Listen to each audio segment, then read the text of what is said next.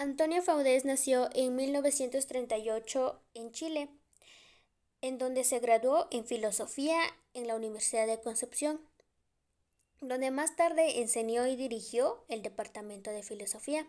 Él fue político desde el golpe de Estado de 1973. Faudés se doctoró en Sociología y Semiología de las Artes y Literatura en la Escuela de Altos Estudios en Ciencias Sociales del París en 1981. Él fue especialista en Sociología de la Cultura y de la Educación. En Brasil, él participó en varios congresos. Uno de los que habló especialmente fue sobre la educación de adultos en África, donde trabajó diversos países, principalmente en la lengua portuguesa. La proximidad entre el pensamiento pedagógico africano y el latinoamericano es muy grande. En este caso de Antonio Faudés, podríamos decir que su pensamiento es afro-latinoamericano. Él fue consultor en el Centro de Estudios de la Educación de Países en Desarrollo en La Haya, en Onda, y fue secretario ejecutivo del IDEA. También él creó el Instituto para el Desarrollo de Educación de Adultos. Entre sus obras se podría decir que fue por una pedagogía de la pregunta y también la oralidad de escrita. Founders, la educación de adultos, alfabetización y post-alfabetización en la educación africana. La alfabetización era considerada como un proceso del lenguaje de la lectura y escritura de una lengua determinada, pero esto tuvo que cambiar debido a las exigencias históricas y otras causas de los pueblos que tenían que incorporar grandes masas en la participación activa de la creación y recreación permanente de la sociedad. Lo que ellos querían era idear o planear proyectos que se consideraran mejor, con acciones que condujeran al bienestar del mayor número de personas y que se beneficiaran en cuanto a términos de alfabetización. Es por eso que después se habla de post-alfabetización, que se dice que era un momento superior del propio proceso de alfabetización, donde el dominio de la lengua escrita y hablada se vincula necesariamente al dominio de instrumentos conceptuales y metodológicos para comprender y transformar la realidad social y natural.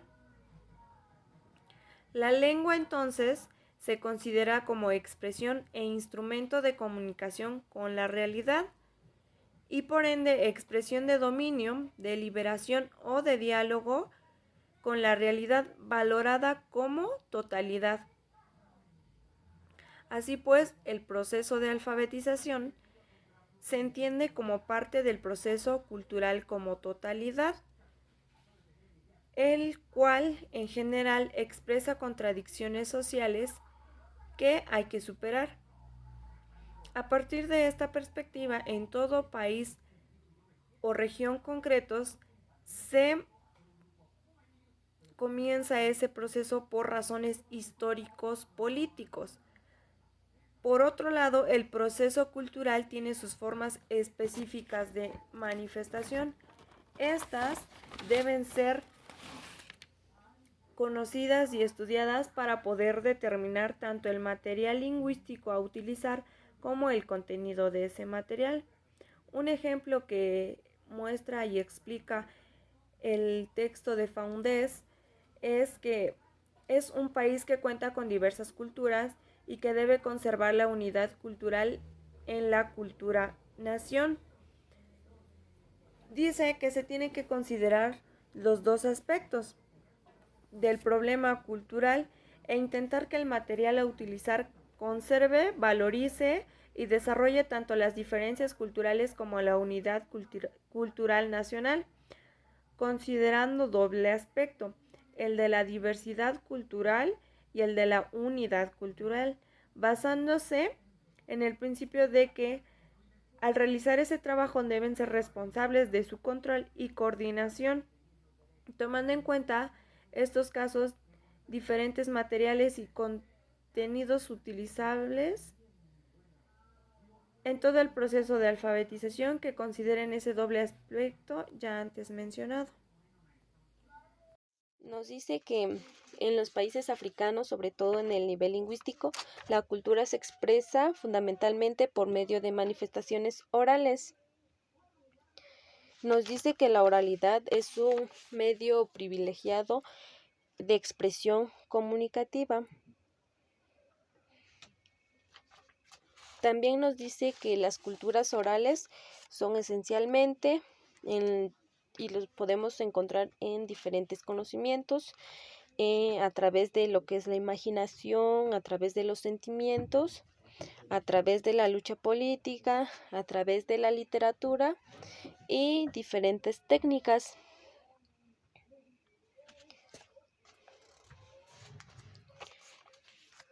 También nos menciona que en África y en América Latina se ha ido recuperando los conocimientos en todos los campos, como son los siguientes: en la salud, a través de la producción de organización social, a través de lo que son los mitos, a través de las leyendas, a través de la música,